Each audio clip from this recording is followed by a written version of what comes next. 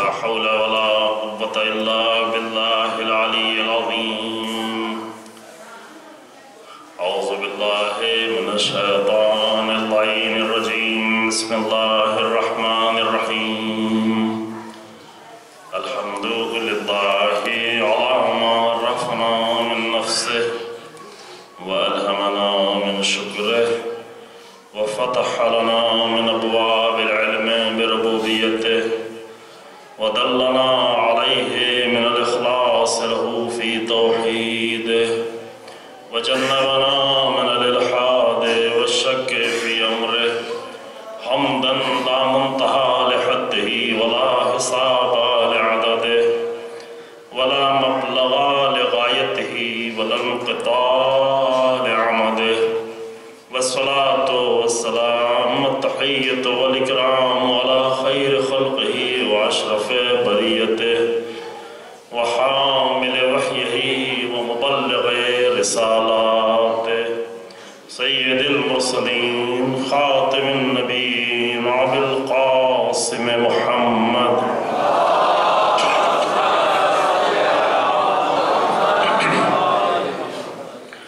أما الصلاة والسلام على أهل بيته الأطيبين الأطهرين المعصومين المظلومين الذين أذهب الله عنهم الرجس وطهرهم تطهيرا.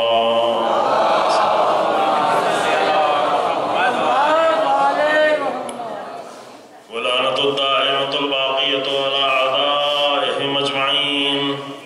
أما بعد فقد قال الله تبارك وتعالى في كتابه الكريم. بسم الله الرحمن الرحيم.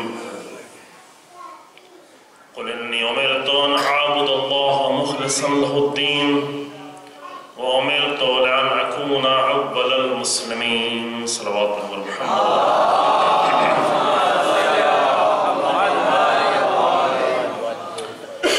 پیغمبر اکرم صلی اللہ علیہ وآلہ وسلم کو یہ حکم دیا جا رہا ہے کہ اے رسول آپ کہہ دیں، قل آپ کہہ دیں کہ انی امرت ان اعبد اللہ مخلصا له الدین، مجھے یہ حکم دیا گیا ہے کہ میں اللہ کی عبادت کروں، اس کے خالصانہ دین اور خالصانہ عبادت کے ساتھ، خالص دین پروردگار کا، اس دین کی تبعیت کرتے ہوئے، اطاعت کرتے ہوئے اس کی عبادت کروں. وَأُمِرْتُ لَأَنْ أَكُونَ أَوَّلَ الْمُسْلِمِينَ، اور مجھے اس بات کا حکم دیا گیا ہے کہ میں پہلے درجے کا مسلمان، جس کو آپ کہیں اپنی زبان میں کہ نمبر 1 مسلمان. اگر نمبرز بتائے جائیں مسلمانوں کے تو 1.5 ارب مسلمانوں میں سب کا نمبر جو ہے شاید 1.5 ارب نظر آئے، پہلے نمبر کے، دوسرے نمبر کے، تیسرے نمبر کے، چوتھے نمبر کے. یہ جس نمبر کے بھی مسلمان ہوں سب کو یہ حکم ہے کہ وہ نمبر 1 کا مسلمان بننا چاہے اور بننے کی کوشش کرے. انی امرت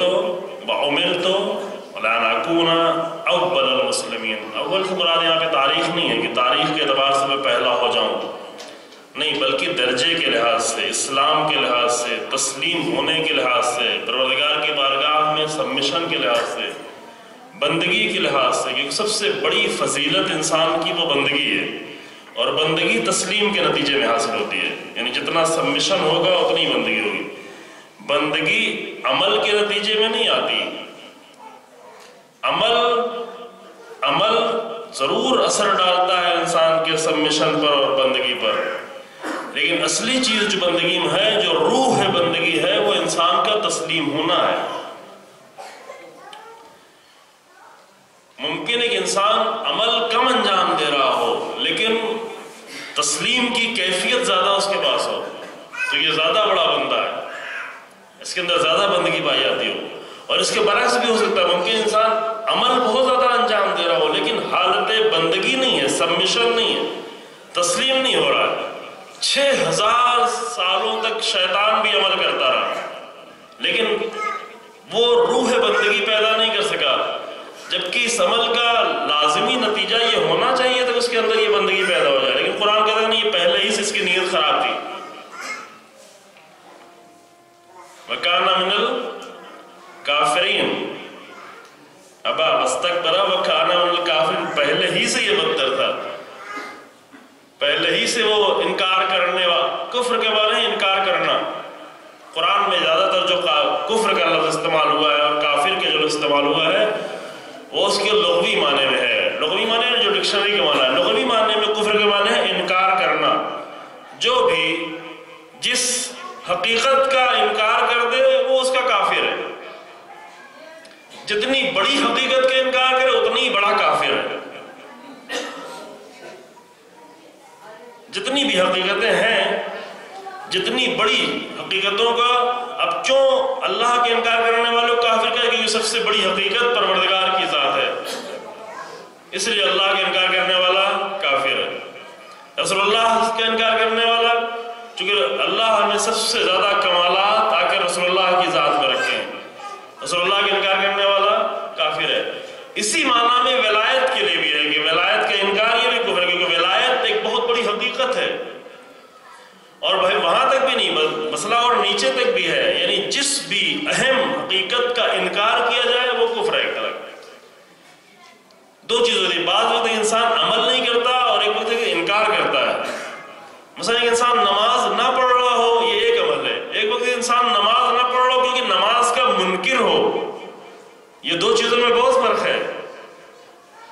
انسان ممکن ہے لمبی مدت تک نماز نہ پڑھے لیکن اندر سے وہ راضی نہیں ہے، مطمئن نہیں ہے، شرمندہ ہے، لیکن نہیں پڑھ پا رہا ہے، یہ منکر نہیں ہے، یہ انکار کرنے والا نماز کا نہیں، پڑھ نہیں پا رہا، عمل کی کمزوری ہے، عملی اعتبار سے انسان کمزور ہے اس لیے نہیں پڑھ پا رہا، لیکن منکر نہیں ہے۔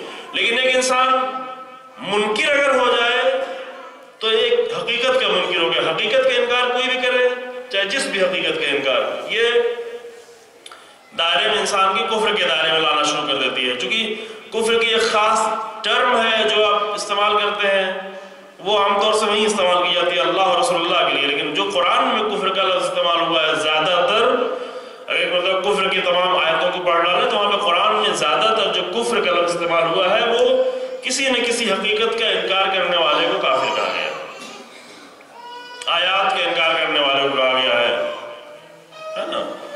تو عرض یہ کر رہا تھا کہ جتنا بھی انکار کیا جائے، رسول اللہ کے سامنے آ کر کہا گیا کہ رسول اللہ کی ذات کو اس بات کا حکم دیا گیا کہ آپ بھی اس بات کا اقرار کریں اور اظہار کریں اور کہیں کہ میں بھی انی امرت، مجھے اس بات کا حکم دیا گیا ہے کہ خالص اسلام، خالص دین کی ہم پیروی کریں، اور وہ دین وہی جو اللہ کی طرف سے، جو خالص دین فقط اللہ کی طرف سے۔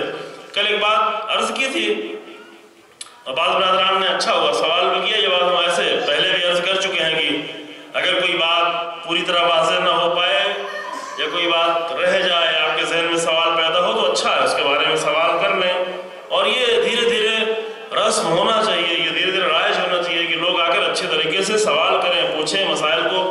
اچھا ہوا بعض لوگوں نے سوال کیا، میں جلدی سے گزر گیا تھا وہاں سے، کہ حتیٰ رسول اللہ کو بھی اس بات کی اجازت نہیں دی گئی ہے کہ دین میں دین کی اطاعت کرنا ہے، رسول اللہ کو اپنی طرف سے نہ کم کرنا ہے نہ زیادہ کرنا ہے، یہ حق نہیں دیا گیا، اس بات کی اجازت نہیں دی گئی، اور بہت ہی سختی سے منع کیا۔ کل آپ کے سامنے سورہ الحاقہ کی آیت بھی پیش کی، یہ آیت آ کر رسول اللہ کی عظمت کو کم نہیں کر رہی ہے بلکہ رسول اللہ کی عظمت کو بڑھا رہی ہے۔ کبھی کبھی ہم نہیں سمجھتے، یہ رسول اللہ کی عظمت کو بڑھا، رسول اللہ کی ذات وہ ہے جو اپنی طرف سے کچھ بھی نہیں پیش کرتے، جو بھی ہے اللہ کی طرف سے۔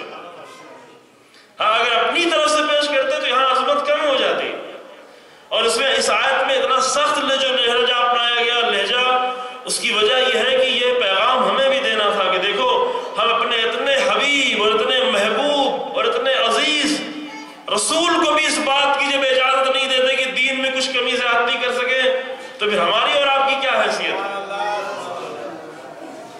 کبھی کبھی لوگوں کے دل میں شوق پیدا ہوتا ہے کہ اگر ہم بھی دیندار ہیں ہمیں بھی کچھ کہنے کا حق ہے، ٹھیک ہے کہیں، لیکن وہی کہیں جو آپ کو بتایا گیا ہے، اپنی طرف سے اضافہ نہیں کریں۔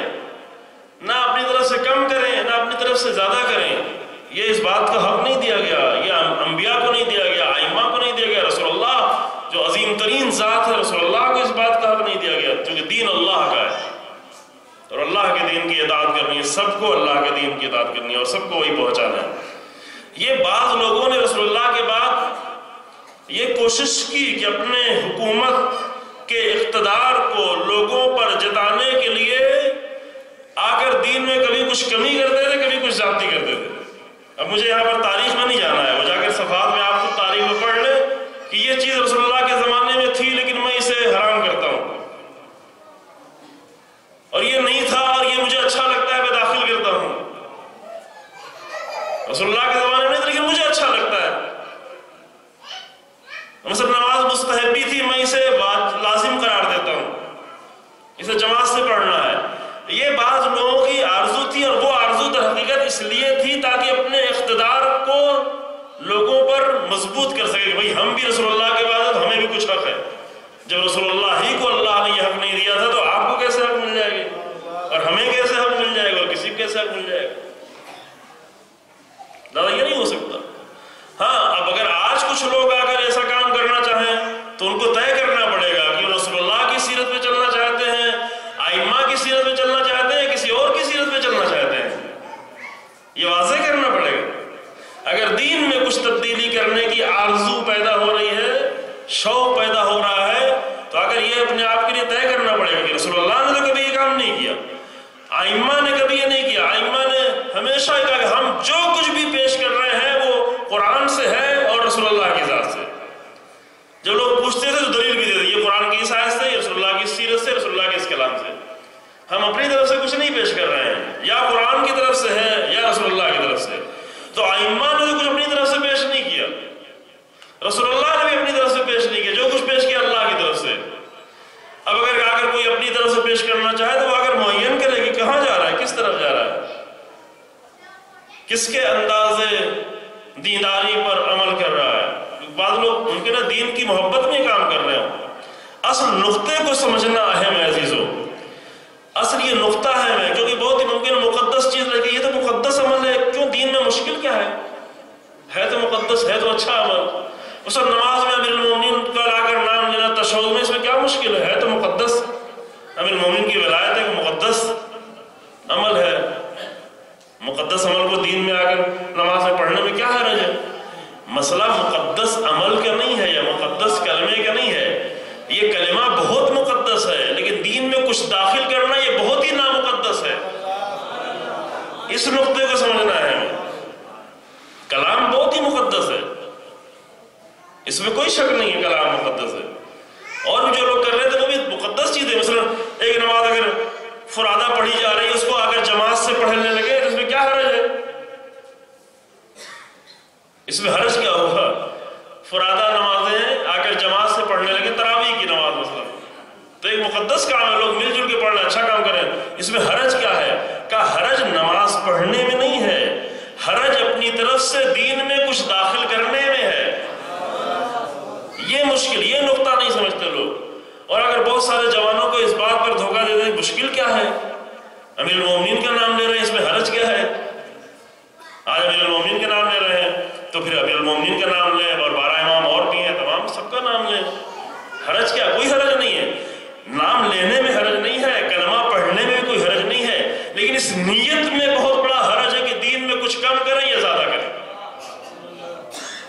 دین کے کسی عمل کو ہم اپنی مرضی کے مطابق لے کر چلیں، یہ نیت بہت ہی زیادہ غیر مقدس نیت ہے۔ یہ بات کے واضح نہیں ہو سکی عزیزو۔ بس رسول اللہ کو کیا حکم دیا گیا کہ جو خالص دین ہے اسی دین کی آپ کو اطاعت کرنی ہے اور وہی دین آپ کو لے چلنا ہے، اس کے علاوہ رسول اللہ کو بھی حق نہیں ہے کہ اپنی طرف سے دین میں کچھ داخل کریں یا اپنی طرف سے کچھ دین سے نکالیں، اپنی طرف سے کچھ اضافہ کریں، کچھ کم کریں۔ ایک بہت ہی خالصانہ دین لے کر رسول اللہ آئے، اور وہ آ کر رسول اللہ نے پیش کیا پورے اپنی اس تمام سیرت کے ساتھ جو آپ کے سامنے عرض کیا گیا، اور بعض جگہوں پر توفیق ہوئی کہ رسول اللہ کی سیرت پر تفصیل سے گفتگو کی جائے، اور ضرورت ہے عزیزو، ایسے موقع ہیں، ابھی بہرحال خود یہ موقع ہے، اور اس کے بعد رسول اللہ کی ولادت کی بھی تاریخ آ رہی ہے، ابھی وفات کی تاریخ گزری ہے، پھر ولادت کی بھی تاریخ آ رہی ہے۔ برادران اہل سنت کے نزدیک 12 ربیع الاول ہے، کہ بعض ہمارے علماء بھی 12 ربیع الاول کے قائل ہیں۔ یعنی یہ تاریخی مسئلہ ہے، اس میں کوئی اتنا بحث کرنے کی ضرورت نہیں ہے۔ تاریخی مسائل میں لڑنے جھگڑنے کی ضرورت نہیں ہوتی۔ تاریخ یعنی ہسٹری کا ایک فیکٹ، اگر ثابت ہو گیا سب کے لیے تو سب کو مان لینا چاہیے، نہیں ثابت ہوا، ہمارے جیسے شیخ توسی رحمۃ اللہ اور بعض دوسرے علماء وہ بھی کہتے ہیں شاید 12 ربیع الاول کے بارے میں وہ بھی قائل ہے، لیکن ہمارے یہاں شیعہ میں زیادہ تر 17 ربیع الاول کے لیے قائل ہے، اور اہل سنت میں زیادہ تر جو ہے وہ 12 ربیع الاول کے لیے قائل ہے۔ بہرحال یہ 12 اور 17 کے درمیان میں بہت زیادہ فاصلہ نہیں ہے۔ امام خمینی رحمۃ اللہ علیہ نے یہی جو چیز جو لوگوں کے لیے اختلاف کا باعث بنی تھی کہ 12 ہے کہ 17 ہے، کا 12 سے 17 تک ربیع الاول تک رسول اللہ کی ولادت بنائے، رسول اللہ کو یاد کریں۔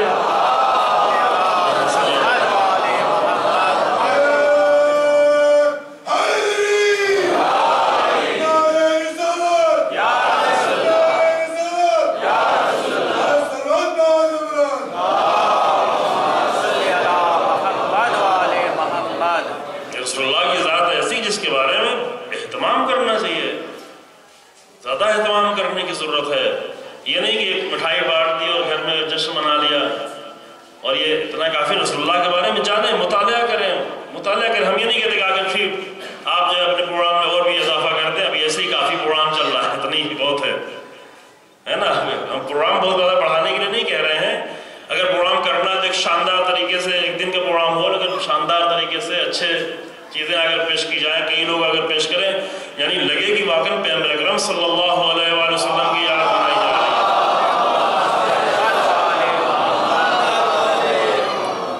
محسوس ہوگی جس نبی کی امت ہیں اور جس سے ہمیں سب کچھ ملا ہے، جس سے ہمیں توحید ملی ہے، جس سے ہمیں دین ملا ہے، جس سے ہمیں ویلوز ملی ہے، جس نے آ کر تمام انبیاء کی حفاظت کی ہے، جس نے آ کر انبیاء کے کرداروں کو بچایا ہے، جس نے آ کر بات تک ہمیں اصول دیے ہیں، پرنسپل دیے ہیں، زندگی کا طریقہ دیا ہے، جس سے سب کچھ ہے۔ عزیزو، رسول اللہ کی ذات ہے وہ جس سے سب کچھ ہے۔ خدا کی قسم ہم توحید بھی نہیں سمجھتے اگر رسول اللہ کی ذات نے آ کر ہمیں نہ سمجھایا۔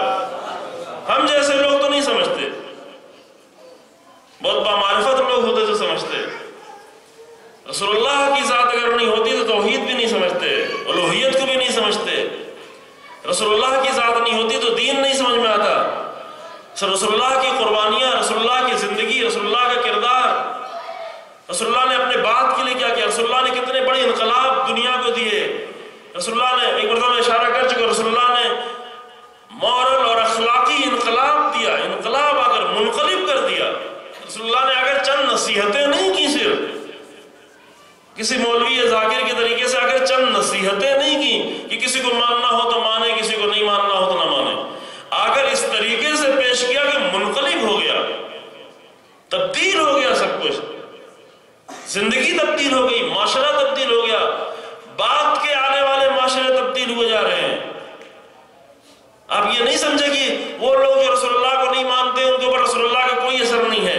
جہاں پر اچھا اخلاق اور اچھی ویلوز نظر آ رہی ہیں، یہ حتمی طور پر جان لیں کہ ان ویلوز میں انبیاء کا اور ائمہ کا اور خاص کر رسول اللہ کا اثر ہے، چاہے کوئی مانتا ہو یا نہ مانتا ہو۔ یہ تو نہیں کہ انبیاء آئے تھے گزر گئے، رسول اللہ آئے تھے گزر گئے، جناب نوح آئے تھے ختم ہو گئے، جناب ابراہیم آئے تھے ختم ہو گئے، نہ، ان کے اثرات باقی ہیں۔ وہ ویلوز جہاں بھی فضیلتیں اور ویلوز دکھائی پڑ رہی ہیں، وہ سب انبیاء کی تعلیمات کا اثر ہے، جو انہوں نے اپنا کردار پیش کیا تو اس کا اثر ہے جو ہمارے سامنے نظر آتا ہے۔ اور اگر ان سے ہم نزدیک ہوتے تو یہ ویلوز اور بھی کہیں زیادہ ہوتی، اور بڑھ کر ہوتی، کہیں زیادہ ہوتی۔ لہذا اہتمام کرنے کی ضرورت ہے انشاءاللہ تعالی، خاص کر گھر کے اعتبار سے بھی، بچوں کے اعتبار سے بھی۔ جب رسول اللہ کی ولادت کی تاریخ آئے، ایک دن پہلے سے، 2 دن پہلے سے بچوں کی بھی لگے، گھر والوں کو لگے، جو بھی۔ اب بچوں کے لیے الگ اہتمام کرنا پڑتا ہے، بڑوں کے لیے الگ کرنا پڑتا ہے۔ بچوں کے لیے یہی اچھا کپڑا، اچھا کھانا، اچھا پینا، اچھا مٹھائی، یہ بچوں کے اہتمام ہے۔ اب یہ نہیں کہ بچوں والے اہتمام میں بڑے والے بھی لگ جائیں کہ ہمیں بھی یہی کرنا ہے، جو ہم سب کام میں یہی لگے، جو کام بچوں کے لیے چاہیے تھا وہ کام سب بڑوں کو بھی اسی میں لگے ہوئے۔ نہیں، بڑوں کو معرفت کی ضرورت ہے، بڑوں کو درس کی ضرورت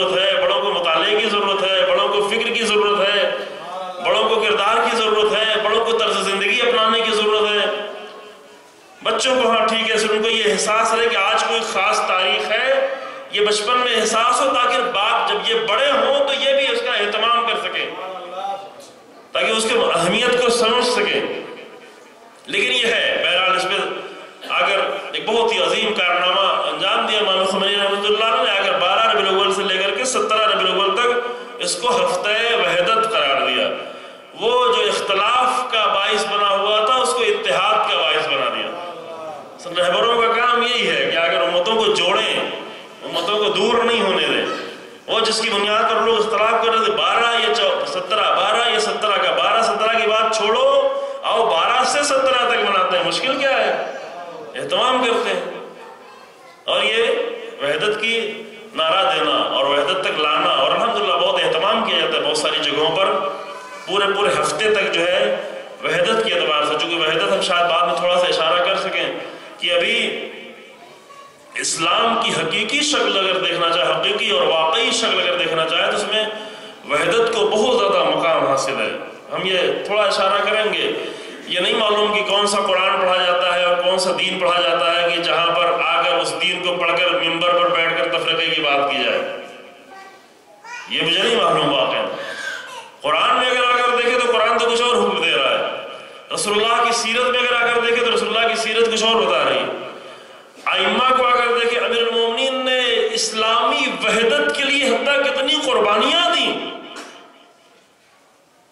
اتنی قربانی کی جناب زہرا جیسی ذات بھی پریشان تھی امیر المومنین، آپ اس طرح خاموش کیوں ہیں؟ کہ ہم نہیں چاہتے کہ یہ انتشار پیدا ہو، تفرقہ ہو، اور جس کے نتیجے میں خود اسلام کو مشکل پیدا ہو جائے۔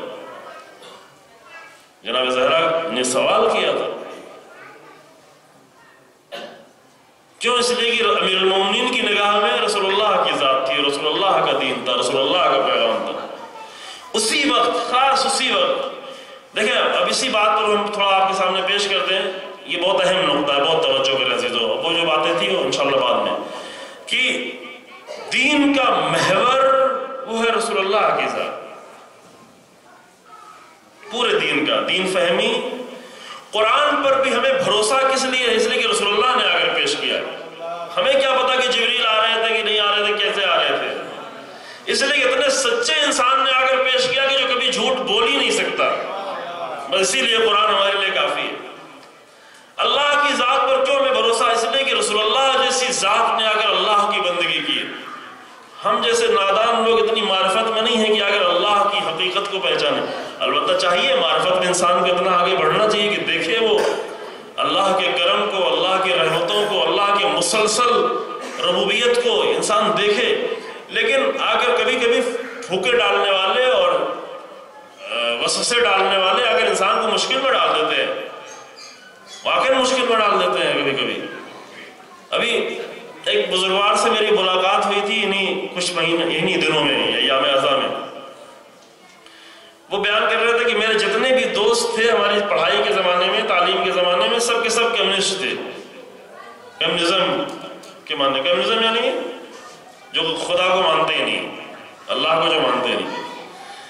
اور چونکہ سب ان کے دوست کمیونسٹ تھے، لہذا ان کے کمیونزم کا اثر ان پر بھی پڑنا شروع ہوا۔ پڑھا، بہت سارے لوگوں پر پڑھا۔ شاید آپ میں بھی ایسے بعض بزرگ بیٹھے ہوئے ہوں گے، چونکہ ایک زمانہ تھا 40 سال پہلے، 45 سال پہلے، کہ جہاں پہ بہت ہی شدت سے اور بہت ہی یعنی انقلاب اسلامی کے پہلے کمیونزم کا زور بہت زیادہ تھا، خاص کر کالجز میں، یونیورسٹیز میں، پڑھے لکھے لوگوں کے درمیان میں۔ نعرے ان کے اچھے تھے، چونکہ انسانی نعرے اور مزدوروں کا حق اور غریبوں کا حق، یہ اچھے نعرے تھے، لیکن بنیادیں کمزور تھیں۔ اصل نعروں میں مشکل نہیں تھی، جو زحمتیں کر رہے تھے وہ زحمتیں بھی اچھی تھیں، لیکن اصل میں بنیاد کی مشکل تھی جو اس لیے بنیاد پر نہیں چل پائی، لہذا بہت زیادہ شدید زور تھا۔ تو وہ بیان کر رہے تھے کہ ان کی باتیں سن کر میں خود ہی کبھی کبھی سوچنے لگتا تھا، مشکل میں پڑ جاتا تھا۔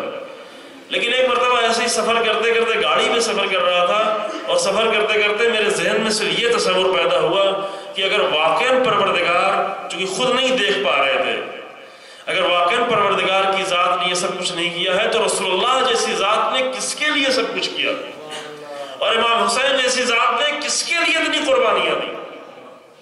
یہ سوچنے کا مسئلہ عزیزو، یہ ذاکری کی باتیں نہیں، خطابت نہیں ہے، اس پہ غور کرے انسان۔ چونکہ بہت سارے جوان یہاں پہ بیٹھے ہیں، ایسے شبہات ابھی ان کے ذہن میں ڈالے جائیں گے، آئیں گے بھی، یہ کالج میں، یونیورسٹیز میں، دوسری جگہوں پر باقاعدہ کہہ رہے ہوتے ہیں، ڈر نہیں رہے ہوتے ہیں، کیا ہے تم کیا کر رہے ہو، دین کیا ہے، یہ کیا ہے، وہ کیا ہے۔ انہوں نے کہا کہ میں سفر کر رہا تھا گاڑی پر، سفر کرتے کرتے میرے ذہن میں ایک بیک یہ تصور آیا کہ اگر واقعاً پروردگار کی ذات کچھ نہیں ہے تو کس کے لیے رسول اللہ اس قدر قربانیاں دے رہے تھے، اس قدر سختیاں اٹھا رہے تھے؟ کون تھا نگاہ میں؟ کربلا والوں کی نگاہ میں کون تھا؟ کس کے لیے اتنا سب کچھ انجام دیا گیا؟ تو ان کا بیان کرنا تھا کہ میں نے گاڑی وہیں رکوا دی اور رکوا کے اتر گیا نیچے اور بیٹھ کر دیر تک روتا رہا کہ ایسی منزل سے میں کیوں گزرا۔ لیکن ایسی منزل سے گزرنا مشکل نہیں اگر انسان اپنی فکر کے نتیجے میں اور دلیل کے نتیجے میں آگے آ جائے، یقین تک آ جائے۔ وہ شک برا ہے جو انسان کو شک کی حالت میں باقی رکھے، وہ شک برا نہیں ہے کہ جو بڑے یقین تک پہنچا دے۔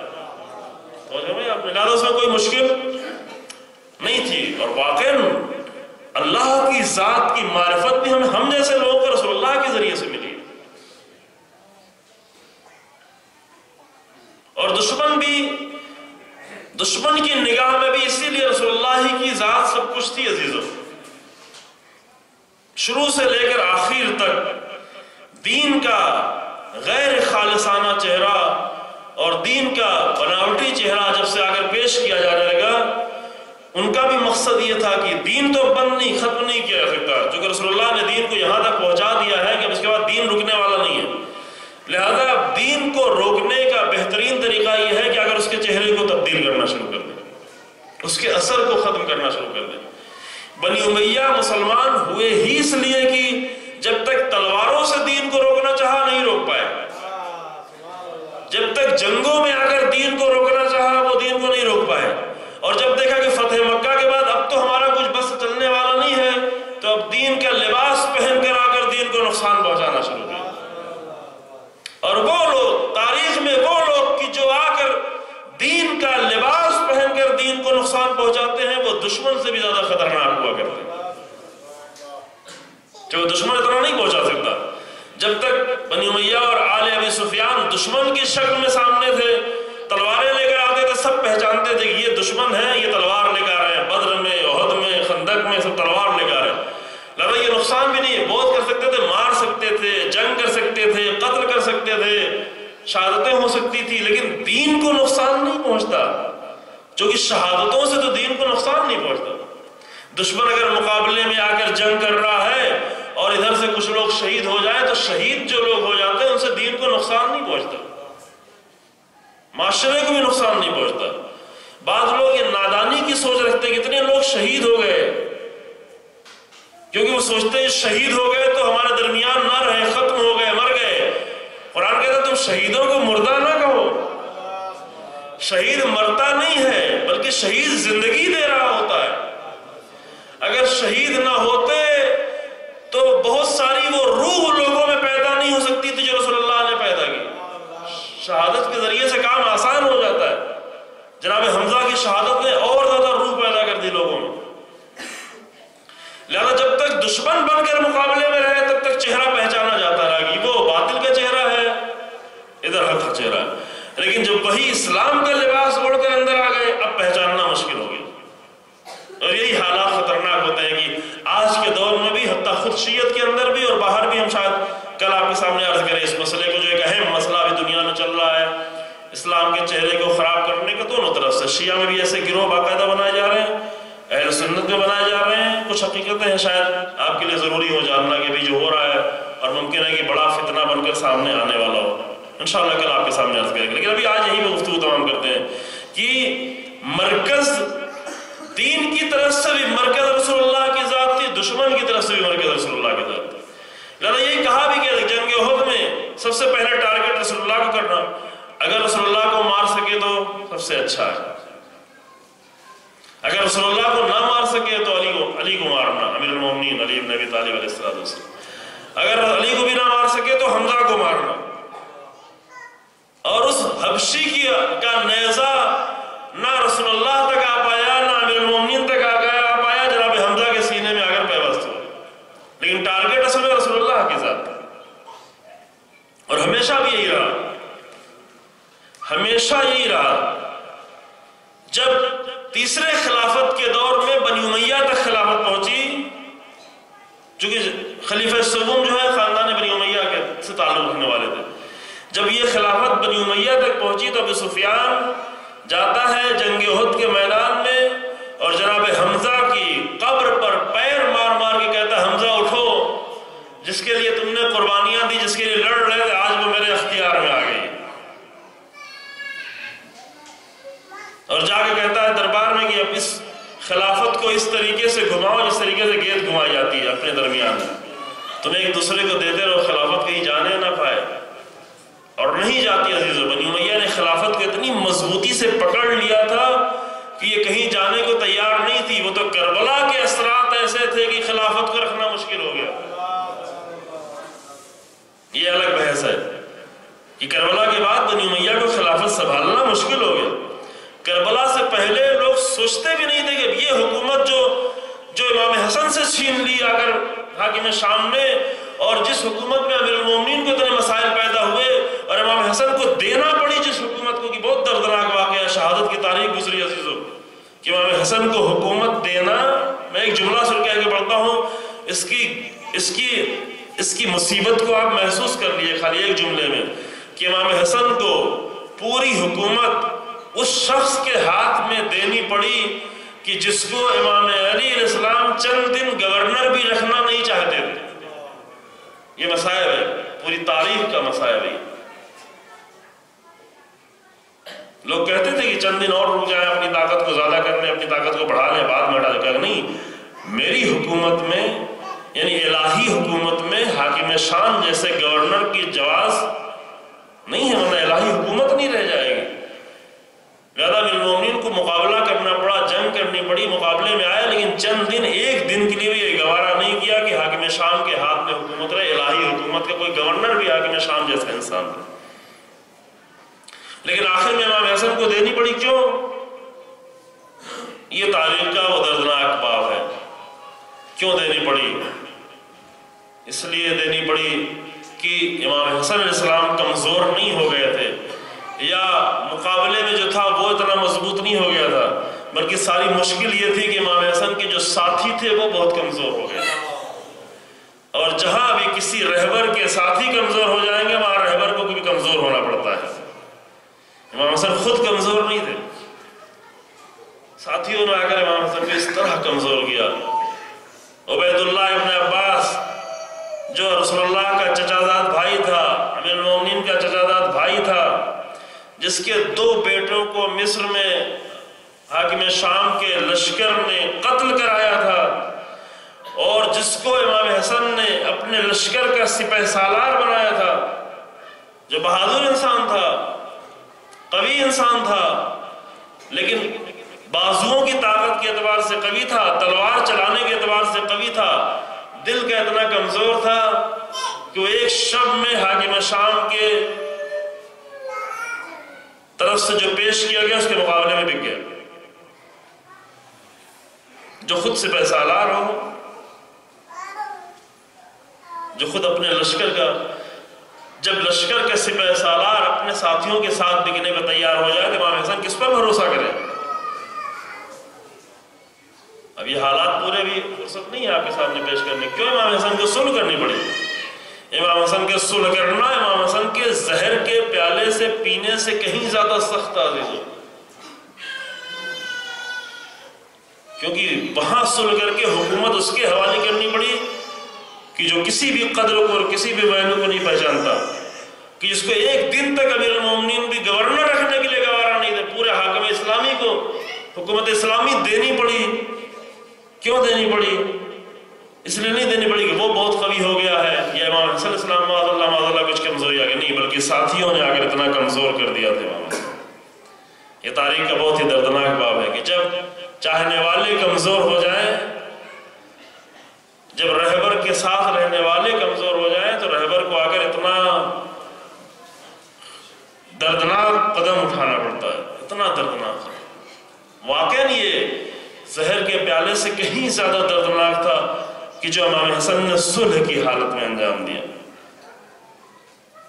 لیکن یہ کرنا تھا۔ اتنا آپ محفوظ رکھیں، اگر کبھی فرصت ہو انشاءاللہ اس کو اور تفصیل سے آپ کے سامنے بیان کہ تمام حالات وہ کیا پیدا ہوئے تھے۔ 1 ملین درہم اور ایک خوبصورت کنیز یہ پیش کی گئی تھی صرف، لیکن اس سے بڑھ کر جو چیز تھی یہ لالچ تھی۔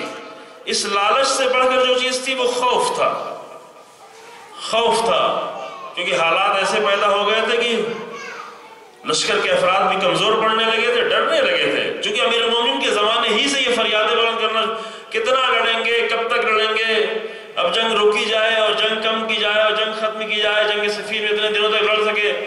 جب آ کر اپنے امام اور اپنے رہبر سے یہ بات کی جائے گی تو نتیجہ کیا ہوتا ہے؟ اور یہی سلسلہ جاری تھا۔ امام کہتے تھے نکلو تو کہتے تھے ابھی بہت گرمی ہے، پھر کہتے تھے اب نکلو، کہتے تھے ابھی بہت ٹھنڈک ہے۔ یہ جملہ نہج البلاغہ میں موجود ہے۔ تو امام نے فرمایا کہ اگر تم گرمی اور ٹھنڈک سے بھاگ رہے ہو تو من السیف عفر، تو تلوار سے تم کتنا بھاگو گے؟ اگر گرمی موسم انسان کو ڈرا دے رہا ہے تو وہ تلوار کے مقابلے میں کیسے ٹک سکتا ہے؟ لہذا امیر المومنین کو بھی جنگ روکنی پڑی، امیر المومنین کو بھی ٹھہرنا پڑا، اور اسی درمیان میں جب امیر المومنین کو مجبوراً رکنا پڑا تھا، اسی فوج کی کمزوری کی بنیاد پر رکنا پڑا تھا، اسی درمیان میں امیر المومنین کو اگر تلوار مار دی گئی، سر پر ضرب لگا دی گئی، اور اس کے بعد وہ سارا لشکر، وہ ساری پلاننگ امیر المومنین نے کی تھی، امام حسن لے کے نکلے۔ 6 مہینے تک امام حسن نے حکومت کی ہے۔ امام حسن نے بالکل وہی طریقہ جاری رکھا اور بالکل آمادگی کے ساتھ نکلے لے کر، لیکن جب میدان میں نکلے تو وہی کمزوریاں انہوں نے پھر دکھائیں، اور وہی کمزوریاں تھیں جس نے آ کر امام حسن علیہ السلام کو ایسی صلح کرنے پر امام کو مجبور کیا تھی۔ خوب، یہ بحث ہم یہاں پر روکتے ہیں اور آگے بڑھتے ہیں کہ وہاں پر بھی مراد در حقیقت رسول اللہ اور رسول اللہ کا دین تھا۔ لہذا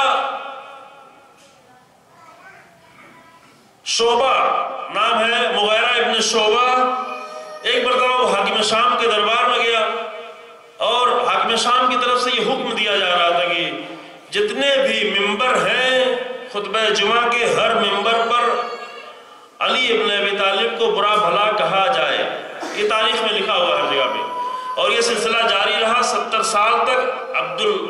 عمر ابن عبدالعزیز جو بنی امیہ کے آخر چند حاکموں میں سے ایک ہے، اور اس کے بعد حکومت بہت ہی کمزور ہوتی چلی گئی، بنی امیہ کی دھیرے دھیرے ختم بھی ہوتی گئی، اس نے آ کر یہ سلسلہ روکا۔ 2 کام جو شروع ہوا تھا، ایک کام جو رسول اللہ کے فوراً بعد شروع ہوا تھا وہ تھا رسول اللہ کی حدیث پر پابندی، وہ بھی عمر ابن عبدالعزیز نے آ کر اس کو پابندی کو ہٹایا کہ نہیں، رسول اللہ کی حدیثیں بیان کی جائے۔ دوسرا کام جو حاکم شام کے زمانے میں شروع ہوا تھا اور امیر المومنین پر سب و شتم، وہ جو ہے آ کر عمر ابن عبدالعزیز نے اس کو ہٹایا، اور یہ سلسلہ تقریباً 90 اور 100 سال تک جاری رہا۔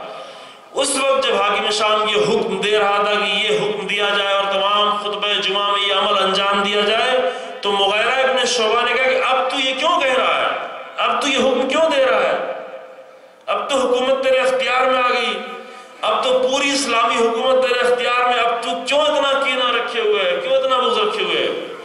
کہا کہ نہیں، جب تک مسجدوں سے اذان کی آواز آ رہی ہے، رسول اللہ کی آواز آ رہی، تب تک ہمیں گوارا نہیں۔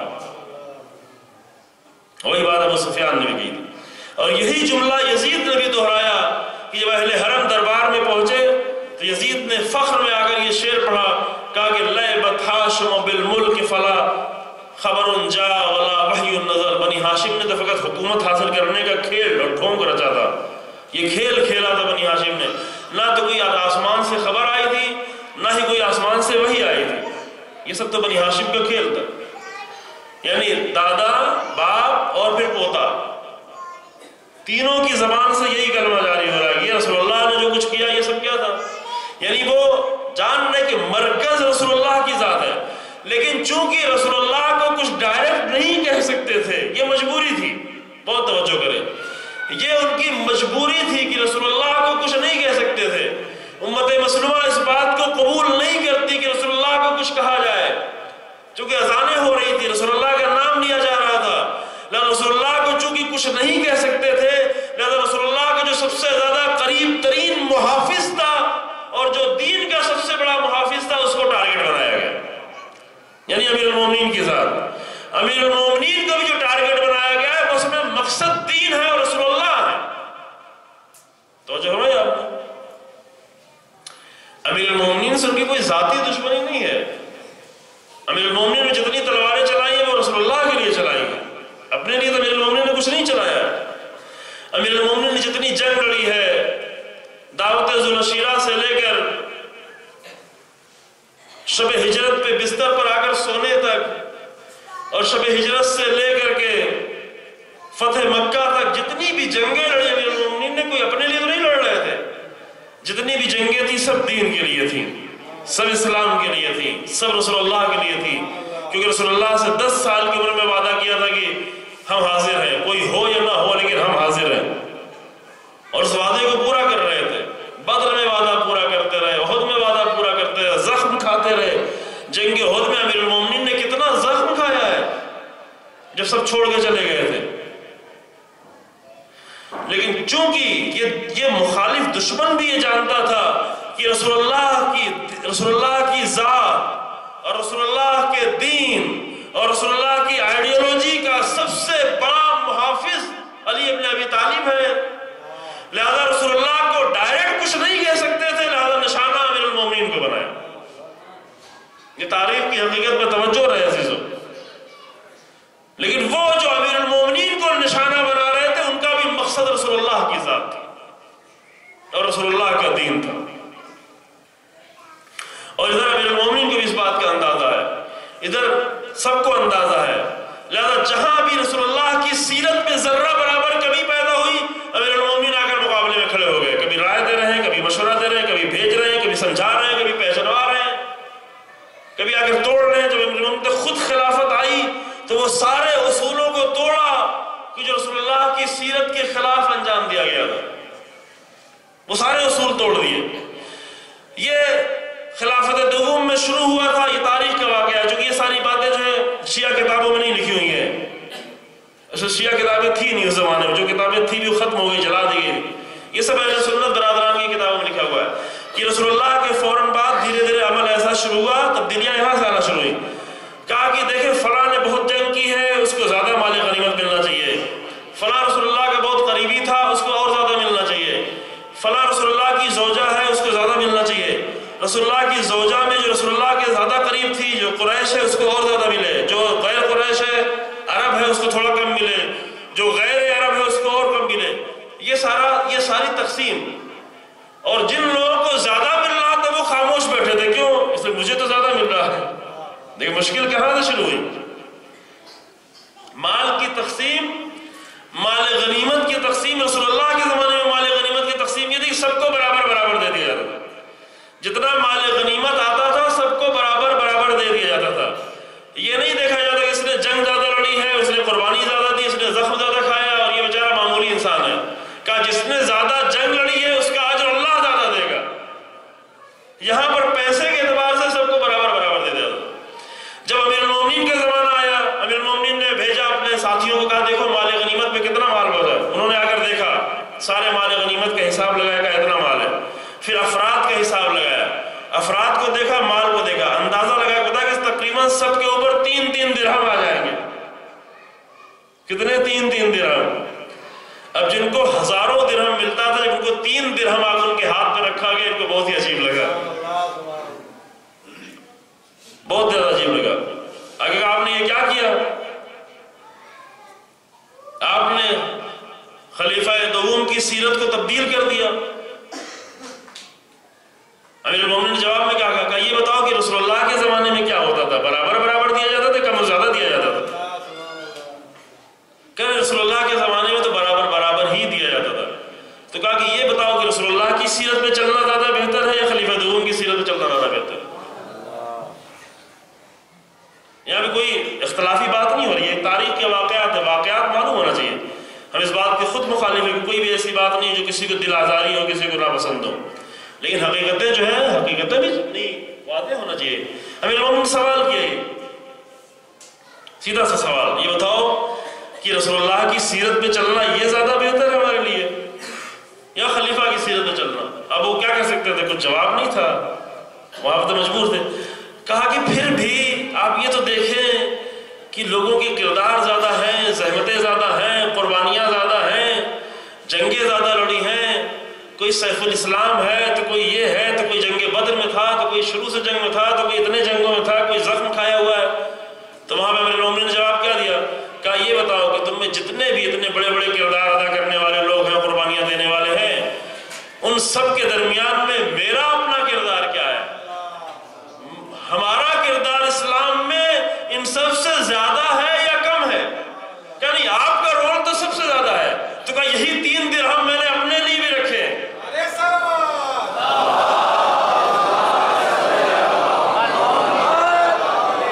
یہی 3 درہم جو بیت المال کے خادم کو دیا ہے، وہی 3 درہم پوری حکومت کے امیر اور حاکم کو بھی ملا ہے۔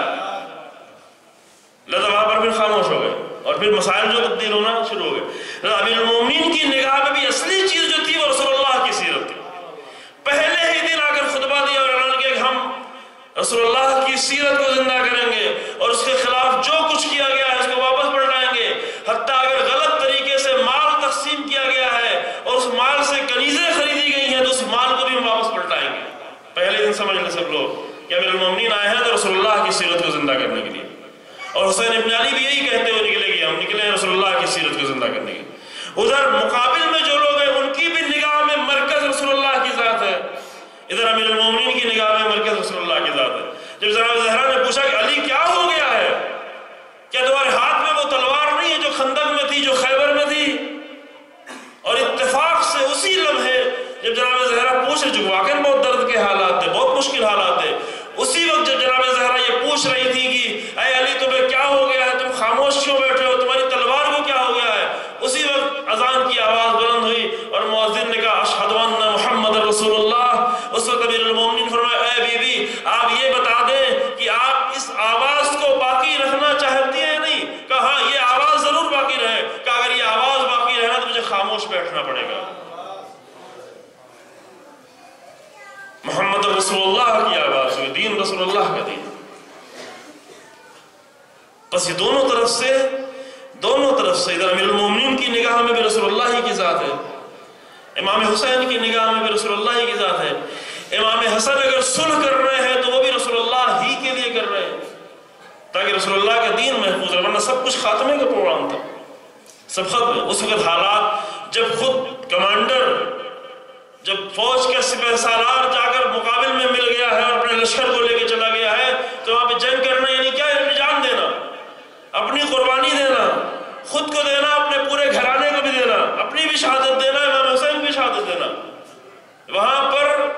وہاں پر اپنی جان دینا امام حسن کے لیے صلح کرنے سے بھی کہیں زیادہ آسان کام تھا۔ عزیزو بہت توجہ کریں، ان حالات میں امام حسن کو اپنی جان دے دینا یہ صلح کرنے سے بھی زیادہ آسان تھا اور بہت ہی عزیز تھا اور بہت ہی آسان تھا، لیکن امام کو وہاں پر صلح کر کے اپنے باپ کے لیے حسین کی بھی حفاظت کرنی تھی، دین کی بھی حفاظت کرنی تھی، ورنہ ساری سازش کامیاب ہو جاتے، سب پلاننگ ان کی کامیاب ہو جاتی۔ لہذا یہ امام حسن کو ایسے دور سے گزرنا پڑا اور ایسے حالات سے امام حسن گزر کر آئے۔ یہ مرکز تھی رسول اللہ کے ذات، اور دین کا مرکز وہی ہے عزیزو۔ رسول اللہ نے آ کر دین پیش کیا، اور صرف آیات کے ذریعے سے نہیں، صرف پیغام کے ذریعے سے نہیں، صرف درس کے ذریعے سے نہیں، اپنے عمل کے ذریعے سے، اپنے کردار۔ اگر خالص دین چاہیے ہے، ایک جملہ جو امام خمینی رحمۃ اللہ علیہ بہت زیادہ استعمال کرتے تو آخر کے 2 سالوں میں بہت زیادہ استعمال کیا، وہ اسلام ناب محمدی، یعنی رسول اللہ کا خالص اسلام۔ ناب یعنی خالص۔ اب یہ ناب کا لفظ اردو زبان میں جو ہے استعمال ہوتا ہے وہ شراب کے ساتھ استعمال ہوتا ہے، اردو لٹریچر میں کہتے ہیں شراب ناب، جو ناب کے معنی ہوتا ہے خالص شراب، چونکہ اردو لٹریچر میں شراب سے بہت زیادہ لوگوں کو شغف تھا اور دلچسپی تھی، لیکن یہ کلمہ اصل میں عربی کا ہے، عربی میں ناب کہتے ہیں خالص کو۔ یہ جملہ امام خمینی رحمۃ اللہ علیہ نے استعمال کیا، اسلام ناب محمدی، یعنی پیغمبر اکرم صلی اللہ علیہ وآلہ وسلم کا خالص اسلام۔ یہ اگر نہیں ڈھونڈ پائے اور یہ نہیں تلاش کر پائے کہ کربلا ہمیں رسول اللہ کے دین کی طرف لانے کے لیے ہے عزیزو۔ حسین ابن علی کا دین یعنی رسول اللہ کا دین۔ کربلا ہے اس لیے، کتنے کلمات ہیں خطبہ منہ میں جا کر پڑھے امام صلی اللہ علیہ وسلم نے کس طرح دین کی باتیں کی، سر لانے کے لیے انسان۔ وہ کربلا جو ہمیں رسول اللہ کے دین کی طرف نہیں لے آ پا رہی، واقعی حسین ابن علی کی کربلا نہیں ہے، وہ ہماری اپنی بنائی ہوئی کربلا ہے، اور اس کربلا سے ہمیں سفر کرنا ہے، اپنی کربلا سے حسین ابن علی کی کربلا تک۔ یہ مجلسیں اور یہ جلوس، یہ عزاداریاں یا یام ازا، ان سب کا ایک بڑا مقصد یہ ہے کہ ہم حسین ابن علی کی کربلا تک جا سکیں۔ کربلا عراق کی کربلا نہیں، زمین کی کربلا مقصد نہیں ہے، بلکہ حسین ابن علی کی کربلا، یعنی جو کردار جو کربلا میں پیش کیا گیا۔ یہ عراق کی کربلا یہ بھی ابھی بہت ہی عظیم رول ادا کر رہی ہے، ابھی جو 40 میں جو کچھ ہو رہا ہے 2-3 سالوں سے، اور انشاءاللہ بہت جلد۔ ابھی میڈیا نے بہت سینسر کیا، میڈیا نے بہت سب روکا، کہیں پر 2-4 ہزار لوگ اکٹھا ہو جاتے ہیں، پوری دنیا کے میڈیا ادھر لگ جاتا ہے۔ جہاں پر 2,60,00,000 لوگ اکٹھا ہوئے، یہ تعداد زبان سے کہنا آسان ہے عزیزو۔ 2,60,00,000 لوگ آپ کے بھوپال میں لا دیا، پورا شہر بھر جائے گا آپ کا، اتنا بڑا شہر سنبھالنا مشکل ہو جائے گا۔ 2,60,00,000 لوگ آتے رہے اور جاتے رہے اور گزرتے رہے، نہ کوئی بدنظمی ہوئی، نہ کوئی مینجمنٹ میں خرابی پیش آئی، نہ کوئی مشکل پیش آئی۔ ایسی جگہ پر جہاں ہر طرف دشمن ہے، جہاں داعش جیسے لوگ موجود ہیں، جہاں وحشی قسم کے لوگ موجود ہیں، ایسے حالات میں اتنی بڑی تعداد میں آنا، اور وہ بھی آ کر نہیں کہ فلائٹ سے آ کر اور گاڑیوں سے آ کر اور بہترین آ کر زیارت کر کے نہیں، جہاں مسلسل ہر انسان نجف سے لے کے کربلا تک 3 دن تک پیدل چل رہا ہے، اور نجف سے لے کر کربلا تک پیدل چلنے والے شاید 1 کروڑ لوگ رہے ہوں گے، لیکن بہت سارے لوگ ایسے بھی تھے جو کوئی بصرہ سے پیدل آ رہا ہے، تو کوئی کہیں اور سے پیدل آ رہا ہے، تو کوئی ایران سے پیدل جا رہا ہے، کوئی مہینے سے پیدل چلا ہوا ہے، عشق حسین ابن علی میں اور محبت حسین ابن علی میں۔ کہ البتہ اس کا اصلی مقصد یہ ہے کہ یہ سب کچھ ملا کر دنیا کے سامنے حسینیت کا پیغام پہنچائے۔ کربلا یہی ہے، یہ ہو کے رہے گا، ہونے والا انشاءاللہ۔ کب تک میڈیا سینسر کرے گا، کب تک روکے گا، کب تک پابندیاں لگائے گا؟ اتنا لگایا گیا، اتنا سب کچھ ہوا، لیکن یہ 40 یہ اثر کر کے رہے گی، اور یہ 40 انشاءاللہ ہمیں کربلا کے حقیقی مقصد تک پہنچا کے رہے گی۔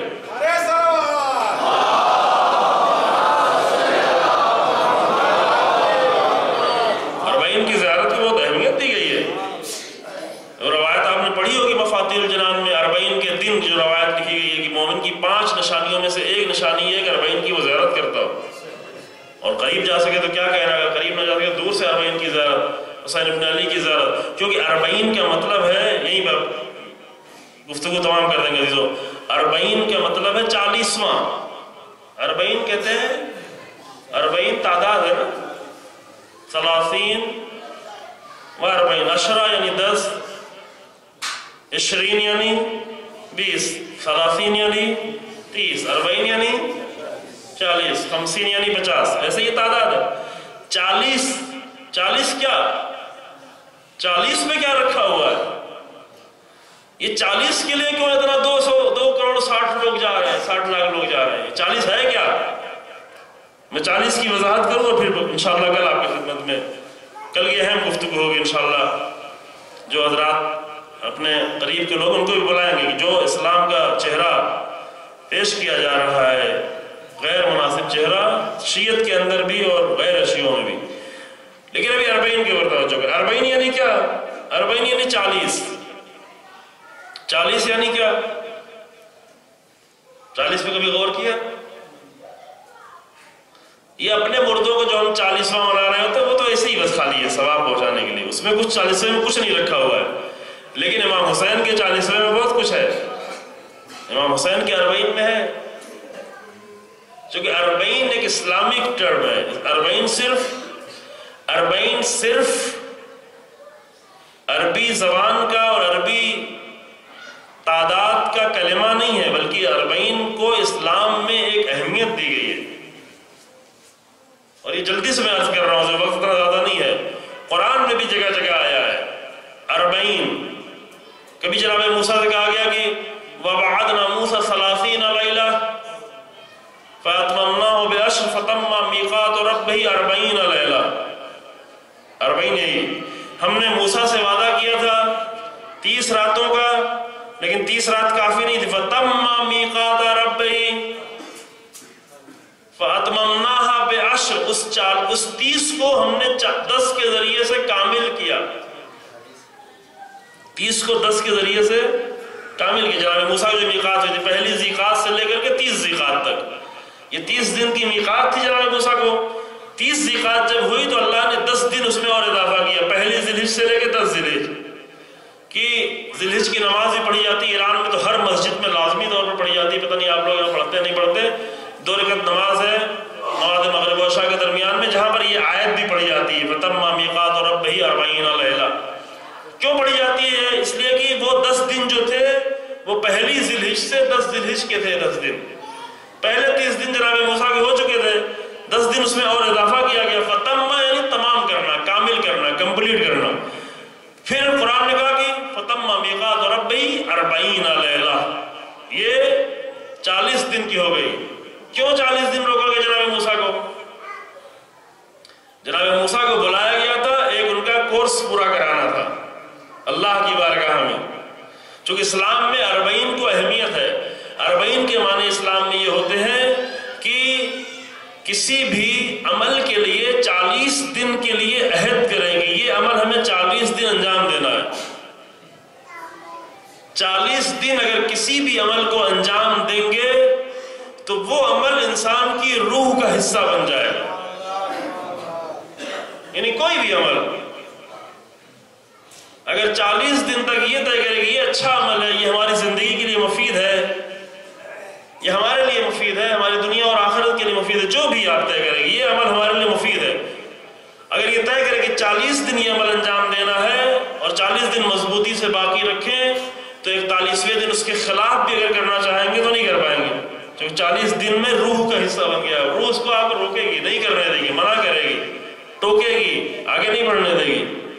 اس لیے بہت ساری چیزیں 40 کی اور بھی ہمارے حدیثوں میں ہے.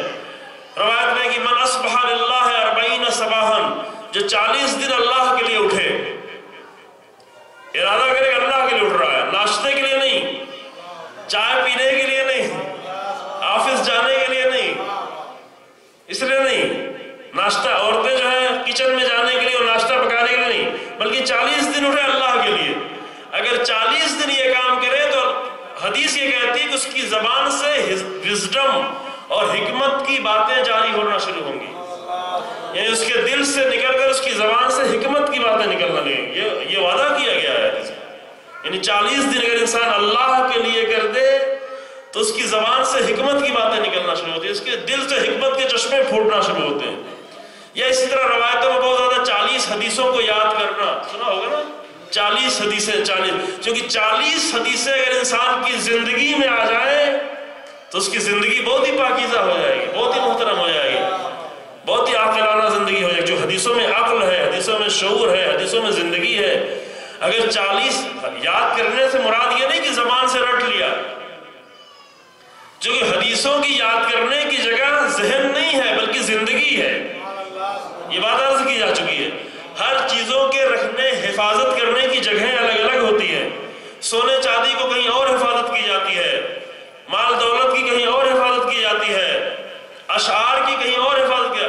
اگر اشعار یاد کرنا ہے تو اس کے لیے ذہن ہے، لیکن اگر حدیث یاد کرنا ہے تو یہ صرف ذہن نہیں ہے، زندگی میں حدیث ہو. قرآن کی آیتوں کو یاد کرنے کی جگہ ذہن نہیں ہے، زندگی ہے. ہم غلط سمجھیں کہ پورا قرآن رٹ ڈالیں لیکن زندگی میں بالکل قرآن نہ آنے پائے. سر قرآن کا محفظ یعنی یاد رکھنے کی جگہ وہ زندگی ہے. لہذا اگر 40 حدیثیں انسان کی زندگی میں آ جائے تو انسان کی زندگی کچھ اور نظر آنے لگی. اس لیے 40 روایتوں میں، حدیثوں میں، قرآن کی الگ الگ آیتوں میں 40 کے طرح ذکر کیوں ہے؟ کیونکہ 40 دن تک اور 40 دن تک کوئی جو بہت بڑے بڑے ہمارے علماء اور عرفا گزرے ان کا طریقہ یہی تھا کہ وہ اگر یہاں سے شروع کرتے تھے کہ 40 دن یہ کام کرنا ہے، 40 دن اس پہ باقی رہتے تھے، پھر اس کے بعد 40 دنوں پھر 40 دن بعد دوسرا عمل انجام دینا، پھر 40 دن بعد تیسرا، اور یہ چند 40واں گزرنے کے بعد انسان کامل ہونے لگتا تھا۔ یہ طریقہ ہے عزیزوں، 40 دن مثلا یہ پڑھنا ہے، 40 دن یہ پڑھنا ہے۔ انسان اگر یہ ارادہ کرے، 40 حسینی یعنی کیا؟ 40 حسینی یعنی یہ کہ پہلی محرم سے 10 محرم تک اپنے آپ کو عاشور کے لیے آمادہ کرے۔ ابھی آمادگی ہے، جو عاشور کوئی معمولی دن نہیں ہے، عاشور بڑا دن ہے، اس بڑے دن کے لیے انسان اپنے آپ کو آمادہ کرے۔ لہذا پہلی محرم سے 10 محرم تک اپنے آپ کو آمادہ کریں، اور جب عاشور کا دن ہو جائے تو عاشور کے دن حسینی بن جائے۔ پہلے تک اپنے آپ کو اتنا تیار کریں کہ حسینی بننے کے لائق بن جائے۔ جیسے ماہ رجب اور شعبان ہے، تاکہ ماہ رمضان کے لیے اپنے آپ کو تیار کریں۔ ماہ رمضان پہلی رمضان سے لے کر کے شب قدر تک اپنے آپ کو تیار کریں کہ شب قدر کے لائق بن جائے۔ اسی طریقے سے پہلی محرم سے لے کر عاشور تک اپنے آپ کو اتنا تیار کریں کہ حسینی بننے کے لائق بن جائے، اور جب عاشور کے دن آ کر حسینی بن جائیں، لبیک کہیں۔ عاشور کے دن لبیک کہنے کے دن حسین ابن علی، چونکہ عاشور کے دن حسین ابن علی نے آواز بلند کی، حل من ناصر، حل من معین، حل من مغیث، حل من ذاب، کون ہے؟ حل من مغیث یغیثنا، اغاث اللہ عان اللہ باغاثتنا، کون ہے؟ عاشور کے دن حسین ابن علی نے استغاثہ بلند کیا، تو عاشور کا دن ہے حسین ابن علی کے استغاثے پر لبیک کہنے کے دن۔ اے حسین، تم نے بلایا، ہم آ گئے۔ کیا کرنے کے لیے آ گئے؟ جس لیے آپ نے بلایا، حسینی بننے کے لیے آ گئے۔ اب عاشور کے دن جب حسینی بن گئے تو ایک دن میں تو حسینی نہیں بنے گا، عاشور سے لے کر کے 40 تک حسینیت کی اتنی پریکٹس کی جائے کہ 40 کے بعد کوئی حسینیت سے نکالنا چاہے تو نہ نکل سکے۔ 40 اس لیے ہے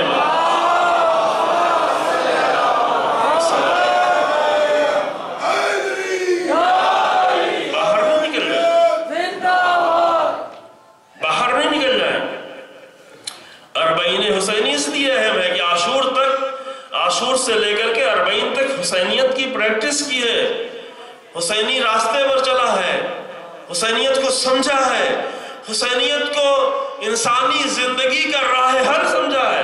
آج انسانیت کی نجات حسینیت میں ہے، حسینیت کو اپنایا ہے، حسینیت سے قریب ہوا ہے۔ یہ کون سی حسینیت ہے کہ جو ہمیں آ کر دین سے نزدیک نہ کر پائے عزیزو؟ یعنی حسینیت کی پریکٹس نہیں کی گئی۔ ہم 40 دن تک مجلسیں کریں لیکن ہمارے نمازوں کی حالت وہی رہے جو 40 دن پہلے تھی، یعنی ایک حسینیت کی پریکٹس نہیں کر پائے ہیں۔ جو حسینیت کی پریکٹس کرنے والے 72 لوگ تھے، اور ان کا انداز یہ تھا کہ خود امام سے آگے کہہ رہے ہیں، مولا وقت اذان ہو رہا ہے، وقت نماز ہو رہا ہے، آخری نماز آپ کے ساتھ پڑھنا چاہتے ہیں۔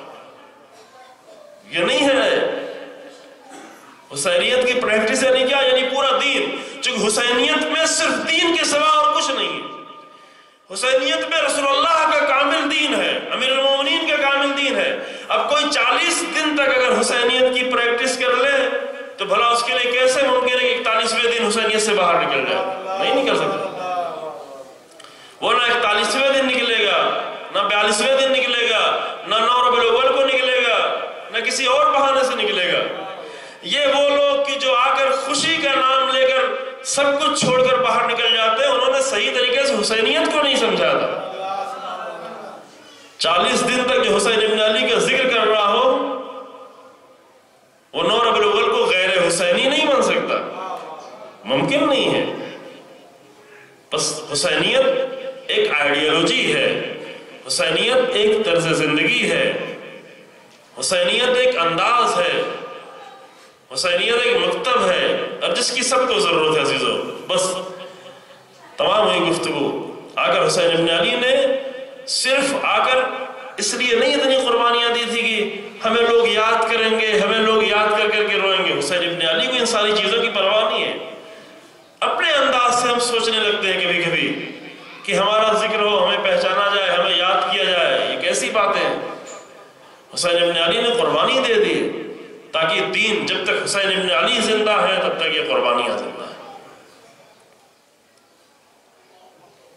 اور جب تک حسین ابن علی کی قربانی زندہ ہے تب تک دین باقی ہے. لیکن شرط یہی ہے کہ حسین ابن علی کا دین ہمارے پاس، حسین ابن علی کا انداز ہو، پھر دین بہت ہی عظیم لگنے لگتا ہے، پھر دین بہت ہی حسین لگنے لگتا ہے. جو کربلا میں جو قربانیاں دی گئی ہیں، امام نے اپنے بڑے گھر کی قربانی دی، اور قربانی دینے کے بعد اپنے بچوں کو بھی لے کے آئے تاکہ اس کو باقی رکھیں، یہ ختم نہ ہو جائے. جناب زینب کو لے کر آئے، سید سجاد کو لے کر آئے، جناب ام کلثوم کو لے کر آئے، بیویوں کو لے کر آئے، بچیوں کو لے کر آئے، بیٹیوں کو لے کر آئے، کیونکہ دشمن کی کوشش یہ تھی کہ سب کچھ ختم کر دیا جائے. لیکن حسین ابن علی کی کوشش یہ تھی کہ یہ ہمیشہ ہمیشہ کے لیے باقی ہو جائے، اور ہمیشہ ہمیشہ کے لیے باقی کر دیا. اسیران اہل حرم نے آ کر ہمیشہ ہمیشہ کے لیے باقی کر دیا. ہم نہ پیش کر پائے، لیکن بہرحال دنیا میں ایسے لوگ آئیں گے اور آ کر رہیں گے کہ جو اگر حقیقی حسینیت کی دنیا کے سامنے پیش کریں. اور پیش کیا، جناب زینب سلام اللہ علیہ نے پیش کیا. مگر ہاں، اس راہ میں جو بیوی کو قربانیاں دینی پڑی، جن مصیبتوں سے گزرنا پڑا، جن شدتوں سے بیوی کو گزرنا پڑا، وہ بہت دردناک تھی. کربلا سے لے کے کوفے تک کا سفر ہی صرف اگر ہوتا عزیزوں تو بس اتنا ہی کافی تھا. اہل حرم کو صرف کوفے میں داخل ہونا ہی اگر صرف ہوتا تو اتنی ہی بہت تھا. لیکن اللہ اکبر، ایک تو کربلا سے کوفے تک کا سفر طے کرایا گیا، اور وہ بھی اتنی تیز رفتار اونٹوں کے ذریعے سے. ان ظالموں کو فقط اپنے انعام کی فکر تھی کہ ہم جلدی پہنچ جائیں تاکہ ہمیں جلدی انعام مل جائے. لیکن یہ نہیں دیکھ رہے تھے کہ کن بیویوں کو لے کر چل رہے ہیں، اور کن سواریوں پر. بے گجاوا اونٹوں کی سواریاں، اور اہل حرم 11 محرم کو کاروان اہل حرم چلا، اور 90 کلومیٹر کا فاصلہ ایک دن میں طے کر کے 12 محرم کو کوفے پہنچ گئے. اللہ اکبر. اونٹوں کو جب سفر کیا جاتا تھا تو چند گھنٹے سفر کر کے بار بار رکنا پڑتا تھا، جبکہ کجاوے ہوتے تھے. عام طور سے اونٹ کے سفر ہوتا ہی بہت سخت ہے، میں نے عرض کیا ہے. اور بھی اونٹ کا سفر بہت سخت ہوتا ہے. آپ نے سفر شاید نہ کیا ہو، لیکن دیکھا ہوگا اونٹ کو چلتے ہوئے، اونٹ کے چلنے کا انداز دیکھا. اونٹ پر جو انسان بیٹھا ہوتا ہے اس کے پورے جسم کو اونٹ جھجوڑ رہا ہوتا ہے، پورے جسم کو ہلا رہا ہوتا ہے. چند گھنٹے اونٹ پر سفر کر لینا بہت سخت ہوتا ہے. رکنا پڑتا ہے، ٹھہرنا پڑتا ہے، آرام کرنا پڑتا ہے. اور اونٹ کے لیے اہتمام کیا جاتا ہے، کجاوے رکھے جاتے ہیں، آرام دہ رکھے جاتے ہیں تاکہ تکلیف نہ ہو. اللہ اکبر. اہل حرم، علی و فاطمہ کی بیٹیاں، رسول اللہ کی نواسیاں، اور کربلا سے لے کے کوفے تک کا سفر، اور وہ بھی بے گجاوا اونٹوں پر. کیا گزر گئی بیویوں پر، اللہ اکبر. اور اس درمیان میں بچوں پر کیا گزر گئی.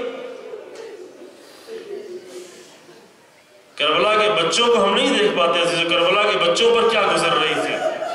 جب خیمے جل رہے تھے تو بچے کیا کر رہے تھے. جب خیمے جل رہے تھے تو بیویاں کیا کر رہی تھی. ان بیویوں کے درمیان میں چھوٹے چھوٹے بچے کیا کر رہے تھے. جب کوئی سخت مصیبت آتی ہے تو بچوں کو دور رکھا جاتا ہے، بچوں کو دکھایا نہیں جاتا. کوئی بڑا حادثہ ہو جاتا ہے، کوئی زخمی ہو جاتا ہے، بچے کو نہیں دکھایا جاتا کہ کئی بچوں کے ذہن پر غلط اثر نہ پڑ جائے. کربلا کے بچوں کو تاریخ نے نہیں دیکھا، کیونکہ تاریخ تو مقتل کو دیکھ رہی تھی، کون جنگ کر رہا ہے، کون لڑ رہا ہے، کون زخمی ہو رہا ہے، کون زخمی کر رہا ہے. لیکن تاریخ یہ نہیں دیکھ پا رہی تھی کہ جب کسی شہید کا جنازہ لا کر خیمے میں رکھا جاتا تھا تو وہاں بچے کن نگاہوں سے دیکھتے تھے، بچوں کو کس طرح سنبھالا جاتا تھا. شاید عصر عاشور تک تو بیویوں نے بچوں کو سنبھالا ہو، لیکن جب خیمے جلنے لگے تو بیویاں تو خود پریشان ہو کر ایک خیمے سے دوسرے خیمے میں جا رہی. وہاں کس نے بچوں کو سنبھالا. کتنے بچے گھوڑوں کے ٹانگوں کے نیچے آ گئے عزیزوں. کربلا میں کچھ بچے تھے، 48 بچے تھے تقریباً. لیکن جب ام کلثوم بی بی مدینے پہنچی تو مدینے میں محمل کا پردہ ہٹا کر آواز دی، مدینۃ جدنا لا تغبلینا فبالحسرات والاحزان جینا. اے ہمارے نانا کے مدینے ہمیں قبول نہ کرنا، ہم بڑی حسرتوں کے ساتھ آئے ہیں، ہم بڑا حزن اور غم لے کر آئے ہیں. خرجنا منک باہلین جمع رجعنا لا رجال ولا بنینا. جب ہم اس مدینے سے نکلے تھے تو سب ہمارے ساتھ ساتھ تھے، مرد تھے، بچے تھے. لیکن اب جو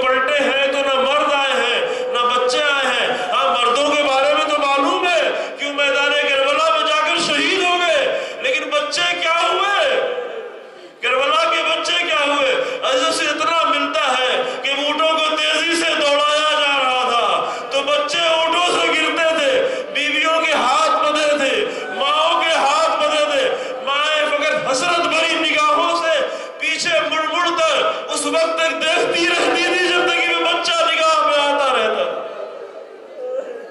जब तक बच्चा नजर आता था माए मुड़ मुड़ कर देखती रहती थी और सिर्फ फरियाद, ऐ आका, या अब्बास, या अली अकबर, कोई नहीं है जो मेरे बच्चे को संभाले। और बस दो जुमला और मसाइब और तमाम की रहमत कि मसाइब यहीं पे खत्म नहीं हुआ। करबला से लेकर कूफा ये तो एक दिन का सफर था, लेकिन कूफे से लेकर शाम का सफर, करबला से लेकर कूफे का सफर 90 किलोमीटर का सफर था, लेकिन कूफे से लेकर के शाम का सफर, अल्लाहु अकबर, शाम का जो सफर तय हुआ, जो सीधा रास्ता कूफे से शाम तक मौजूद था वो तकरीबन 1500 किलोमीटर का सफर था, लेकिन सीधे रास्ते से बीवियों को नहीं ले जाया गया। अभी वो नक्शा मौजूद है कि जिन रास्तों से लोगों के डर के मारे बीवियों को ले जाया गया, वो सफर बहुत तूलानी था अजीजों, जिसका आज जब हिसाब लगाया जाता है तो तकरीबन 2300 किलोमीटर होते हैं। 2000 से भी ज्यादा, 2500 किलोमीटर का सफर, बीवियों का ये सफर 2500 किलोमीटर का, और वो भी ऊँटों का सफर, वो भी बेकजावा ऊँटों का सफर। इतना लंबा सफर तय करके जब कोई आता है तो कहा जाता है तुम मुसाफिर हो, आराम कर लो, आराम थोड़ी देर कर लो, लेकिन अल्लाह अकबर जब बीवियां शाम का इतना तूलानी सफर तय करके गई तो दरवाजे शाम पर 3 दिन के लिए रोक दिया गया, क्योंकि अभी बाजार सजाए जा रहे थे, अभी दरबार तैयार किया जा रहा था, ये बीवियां थी और इतना तूलानी सफर। इन्ना लिल्लाहि व इन्ना इलैहि राजिऊन। सयअलमु अल्लज़ीना ज़लमू अय्या मुनक़लिबिन यनक़लिबून। रब्बना तक़ब्बल मिन्ना इन्नका अंतस समीउल अलीम। बिहक़्क़ि मुहम्मदिन व इत्रतिहित ताहिरीन।